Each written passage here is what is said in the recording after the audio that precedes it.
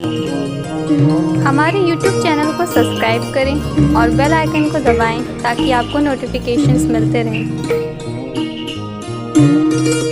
इन वीरांगनाओं का नाम लेने की वजह उस दिन आपके अंदर कोई सी भी बुराई शेष नहीं रह जाएगी, सब कुछ होता हुआ चला जाएगा। एक भी पल के लिए आप विश्राम ले, ये मुश्किल हो जाएगा। आपकी सांस सांस देश देश के काम आएगी और पूरी हवाओं में बहती हुई खुशबूदार ऐसे बन जाएगी जो हर किसी को शांति दे, सुकून दे और किसी के काम आए। अब मैं चाहता हूँ कि हमारे बीच में पूर्णिमा दीदी है, उनका एक विशेष उद्बोधन आप लोगों के लिए होना है। तब तक के लिए प्रज्ञा गीत और फिर उनका विशेष मार्गदर्शन।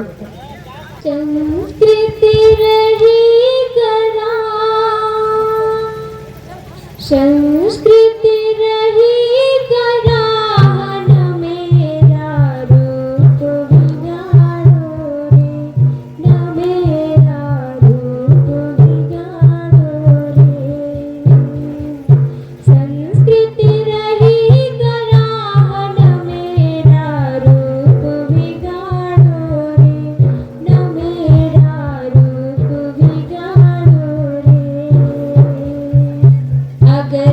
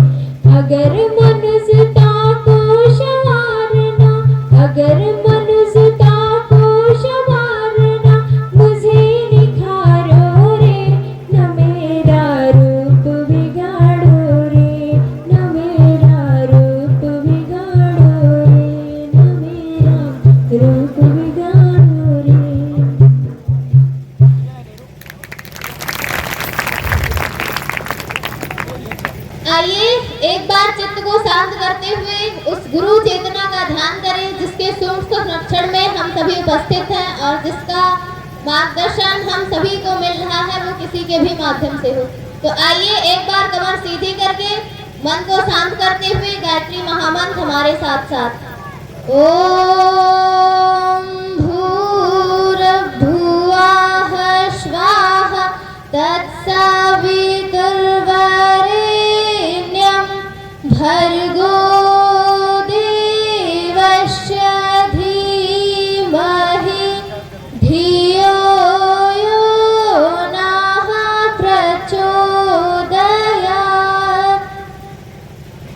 आप सभी को प्रणाम। बहुत देर से आपने बहुत सारी बातें सुनी और हमें लगता है वो जीवन में आप उतारेंगे भी। आपने भैया को जरूर सुना होगा, अभी भैया ने जो कहा, क्या इनके चिंतन में आपको कोई अलग लगता है या नहीं लगता? पर क्वेश्चन ये है कि आपके अंदर ऐसे चिंतन आते हैं कि नहीं आते? आते हैं पक्का? एक बात ये है कि जब आपके अंदर ऐसे चिंतन आने शुरू हो जाएंगे और समाज की पीड़ा आपको दिखने लगेगी, मानवता आपको भटकती हुई दिखाई देगी ना, तो आपके अंदर एक संकल्प पैदा होगा कि नहीं, हम भी उस विश्व को, उस राष्ट्र को और अपने देश को बचाने के लिए कुछ भी कर जाएंगे और लोगों के अंदर एक नया चिंतन डालने के लिए हम भी संकल्पित होंगे। हमारा जीवन, हमारा चिंतन निर्भर इसमें नहीं बीतेगा कि आज हम खाएंगे क्या और आज हम पहनेंगे क्या और आज हम दिखेंगे ऐसे क्या। आज इसमें बहुत सारी लड़कियां बैठी हैं देख के, पर जब भी हम लड़कियों को देखे ना, बस उनका चिंतन दो ही चीजों में भटकता हुआ हमको दिखता है।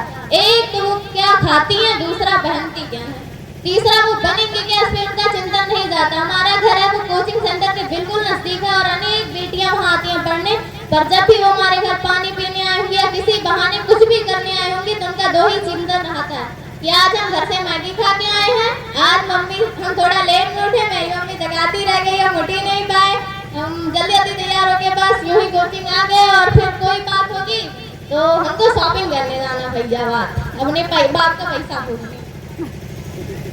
ऐसा होता, आप मानिए ना मानिए, हमारे घर के बगल एक घर है और उनके पिताजी इतने परेशान रहते हैं कि क्या बताएं, वो बेचारे दुबई 3-3 साल अपने परिवार से दूर रहते हैं, घर आने का मौका नहीं मिलता और अपने बच्चों से दूर रहते हैं, उनको बहुत प्यार करते हैं, पर जब हम उनके घर के बच्चों को देखते हैं तो उनकी कमाई हुई जो संपत्ति है उसका सिर्फ नाश करते हुए वो लोग दिखाई देते हैं। उनको 3000 का स्तन पे कपड़ा पहनने के लिए चाहिए। इसीलिए आपको गुरुदेव माता जी से जोड़ा जा रहा है कि आप अपने को समझे, you are a divine soul.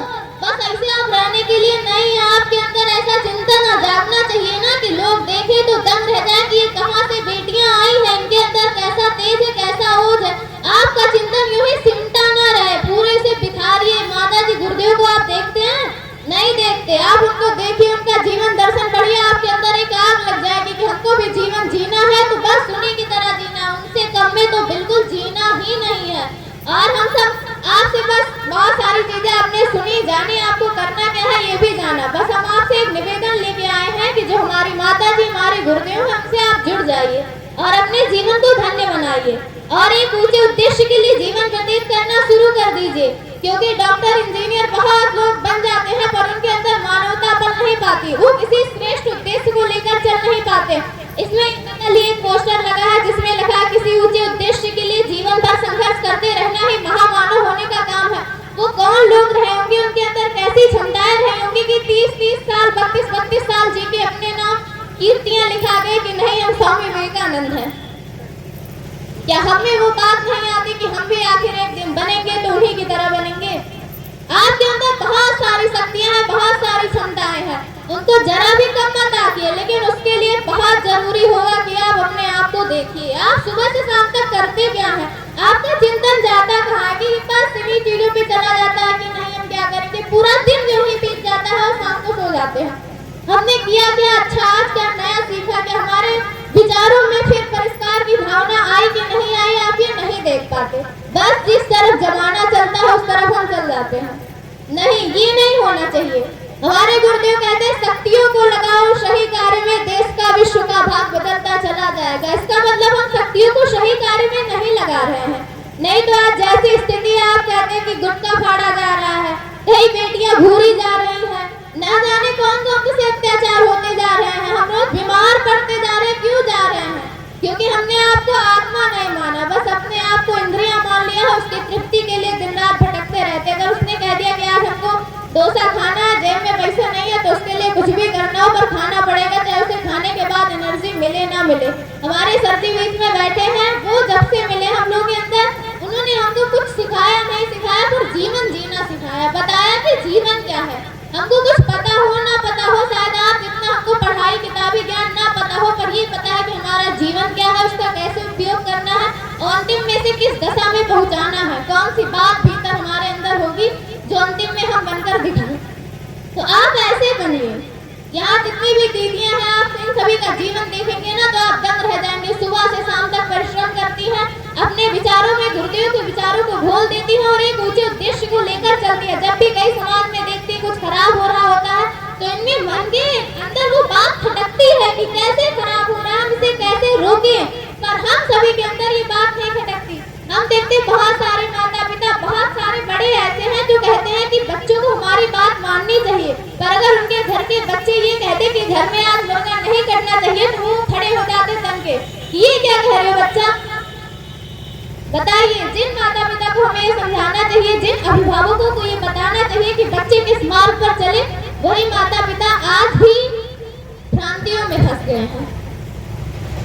और हम सब बड़े सौभाग्यशाली हैं कि गुरुदेव के मिशन से जुड़े हैं। तो उनके विचारों को जब पढ़ेंगे तो हमको पता चलेगा कि हमको करना क्या चाहिए। आज वास्तव में भी एक गीत गाया गया कि संस्कृत रूप बिगाड़ो रे। क्या वही रूप रह गया हमारी संस्कृति का जो पहले होना चाहिए? आज ना बेटियों के अंदर दिखता है ना वो बेटों के अंदर दिखता है। बस थोड़ा सा गाना चल जाएगा जैसे दीदी ने बताई, और नाचना गाना न जाने वगैरह शुरू। अरे बेटियां तो ऐसी होती थी, अगर प्राचीन काल की देखे तो उनको कोई हाथ भी लगा देना तो उसका सर्वनाश कर दे।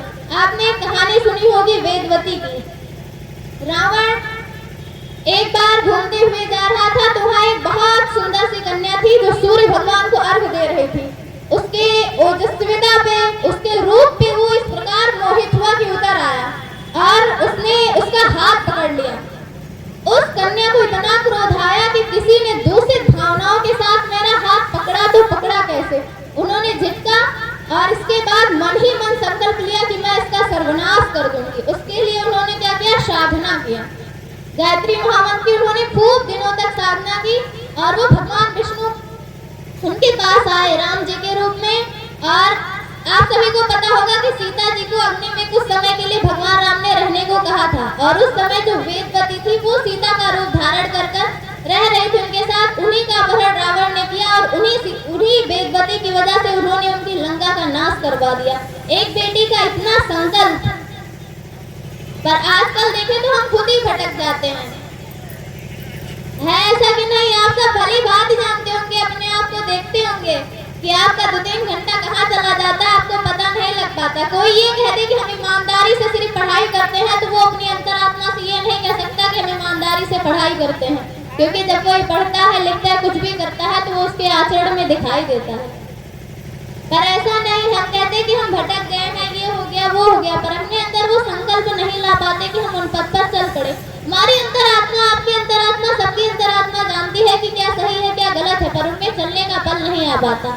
बल आएगा आपके अंदर यदि आप गायत्री मंत्र करेंगे, गुरुदेव के विचारों से जुड़ पाएंगे, क्योंकि कहते हैं संगत से गुड़ होते, संगत से गुड़ जाए। आप चंदन के पास खड़े होंगे आपको शीतलता मिलेगी, सूर्य की ऊर्जा में खड़े होंगे तो सूर्य की गर्मी आपको महसूस होगी, और जब गुरुदेव जैसे सरजी जैसे महामानवों के साथ आप रहेंगे तो आप वैसे बन जाएंगे।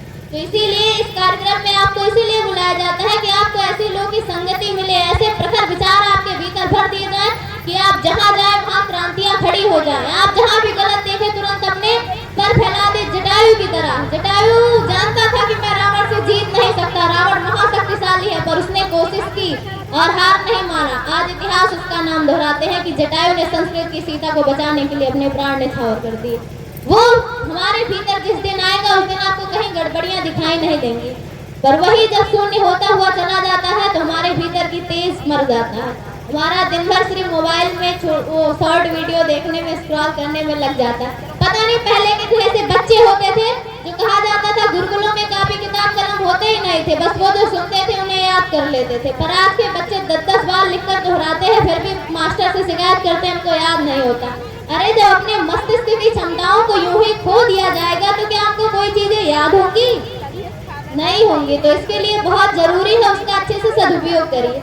और आज हमको बड़ी खुशी हो रही कि आप सब बेटियां, आप सबकी एक निवेदन लेके आए हैं। एक बार पुनः चलो नई शुरुआत करते हैं माता जी की तरह।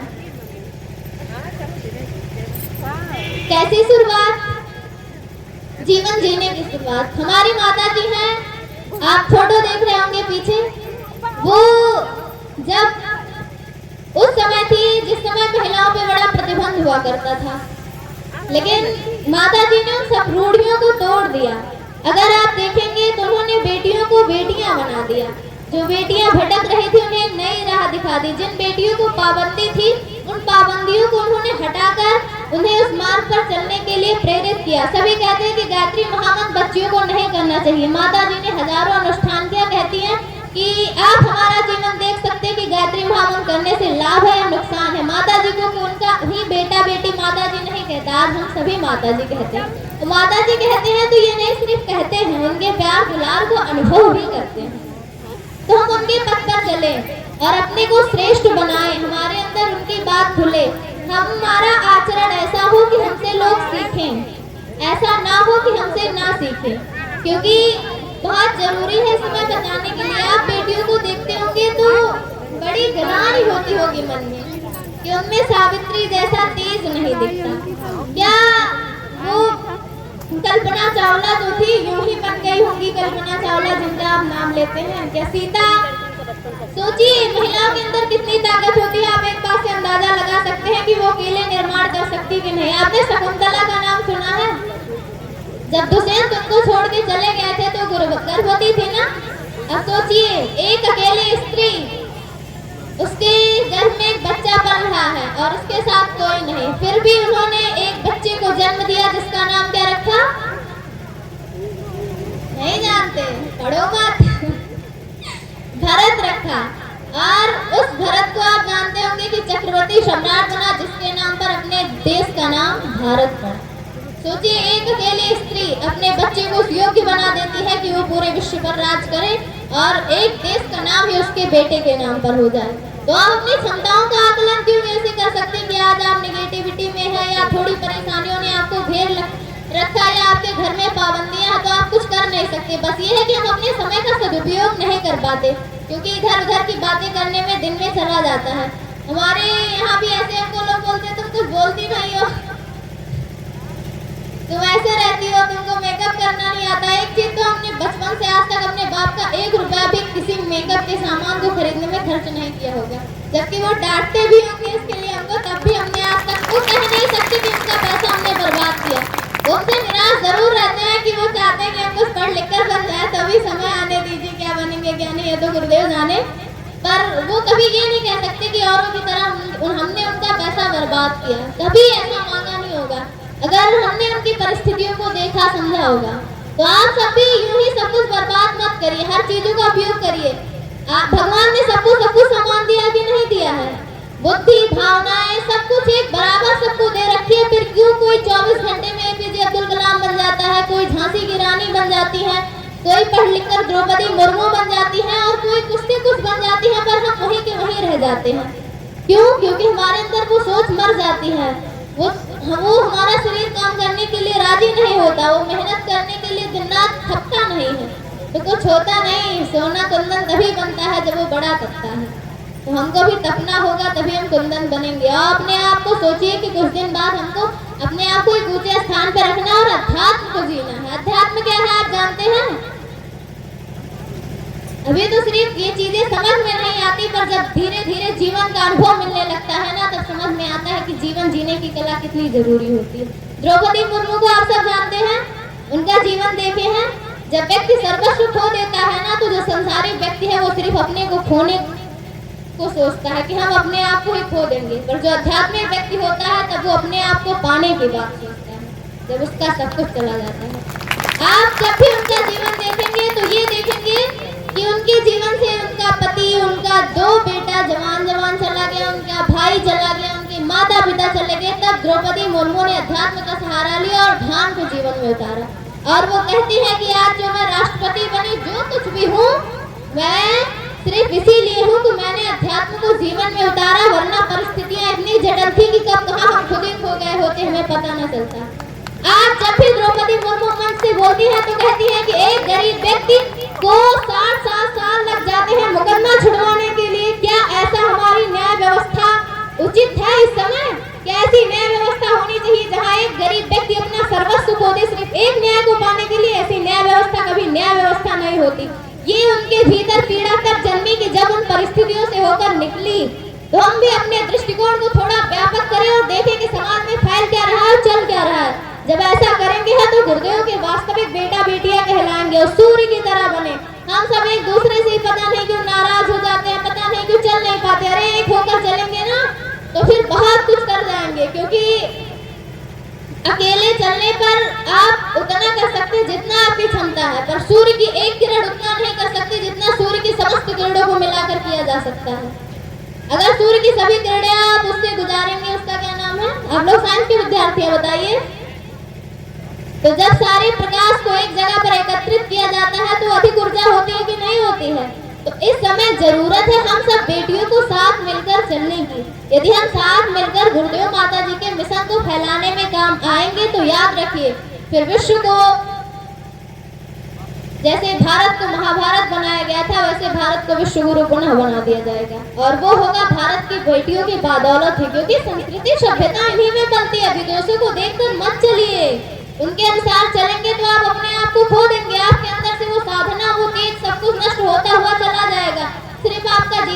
वो लगेगा खाने पीने घूमने के सिवा जीवन का कोई महत्व नहीं रखेगा, वो अपने भीतर की शक्तियों को नहीं जान पाएंगे।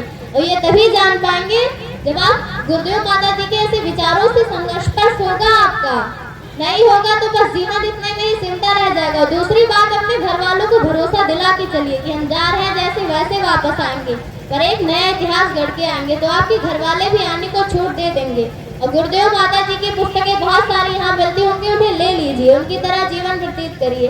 और यहाँ पर पूजा अंशिका दीदी है, हम सभी ने सोचा है कि हम एक कन्या कौशल शिविर करेंगे, ऐसा शिविर जिसमें बेटियों को सिखाया जाए कि बेटियां जीवन यापन कैसे करती है। अगर माएँ भटकी ना होती तो आजकल संतानें उन्हीं की तरह पैदा होती, जैसे पहले आज भी रामकृष्ण आते, आज भी विवेकानंद आते और आज भी सुसंस्कारी आत्माएं धरती पर जन्म ले रही होती। पर जो आप जिन बच्चों को भटका हुआ देखते हैं कि समाज में विकृतियां फैलती हैं, क्योंकि उनका निर्माण अच्छे से नहीं हुआ। हम सब निर्मात्री शक्ति हैं, तो हम उसका ख्याल रखें।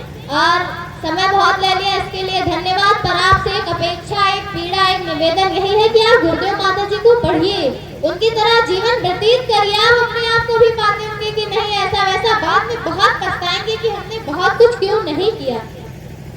थोड़ा अलग चढ़िए, भीड़ से हटकर चलिए। हमारी दीदी कहती है कि तुम राजना भीड़ का हिस्सा हो गई हो, ये क्या कर रही हो। हम उनके सामने हमेशा शांत ही रहे हैं। उन्होंने कहा था यू आर हैंडीकैप,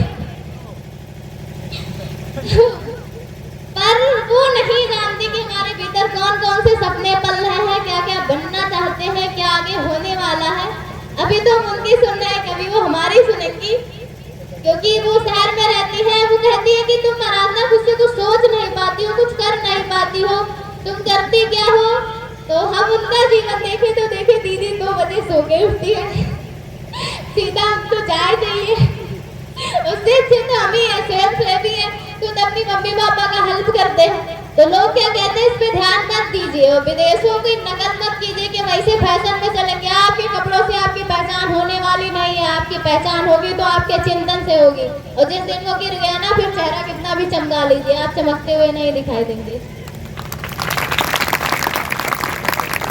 और गुरुदेव का अंतिम संदेश आपने देखा होगा कि वहाँ पर लिखा भी है, मनुष्य अपने भाग्य का निर्माता आप है।